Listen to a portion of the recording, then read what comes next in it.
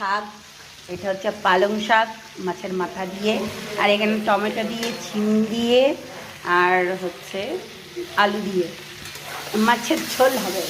মাছ ভাজা হয়ে গেছে এরকম। অবশ্যই তার সঙ্গে ধনে পাতা দেবো। এখনকার শীতের দিনে শীতের সবজি দিয়ে মাছের ঝোল, সোজা কথা, দারুণ লাগে। তাই দেখো আলুটা ভাজছি। এখানে শুধু জিরে বাটা আর লঙ্কা বাটা দেবো, ব্যাস। এমনি শাকটা প্রায় হয়ে গেছে।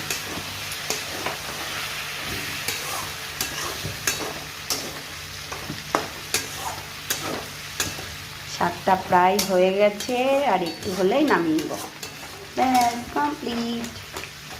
মাছের মাথা দিয়ে পালংয়ের শাক ভালো লাগে খেতে। শীষ পালংগুলো আরও ভালো লাগে, তার জন্য না, মোটা মোটা শীষ হবে, কিন্তু ছিটকিগুলো ভালো লাগে না, ঝাপসা হয়ে যাচ্ছে জানো। আর দেখো এখন লাল লাল করে হবে ঝোলটা। টমেটো দিলে না কালারটাই চেঞ্জ হয়ে যায়, আর খেতেও ভালো লাগে, সত্যি কথা। তাই দুই দিকে দুটো বসিয়ে দিয়েছি কড়াই, আর এই রান্না চলছে, বুঝলে, যাতে তাড়াতাড়ি হয়ে যায়। এই রান্নাঘরে 10 ঘন্টা ধরে দাঁড়িয়ে থাকবে আর মশার কামড় খাবে, প্রচণ্ড মশা।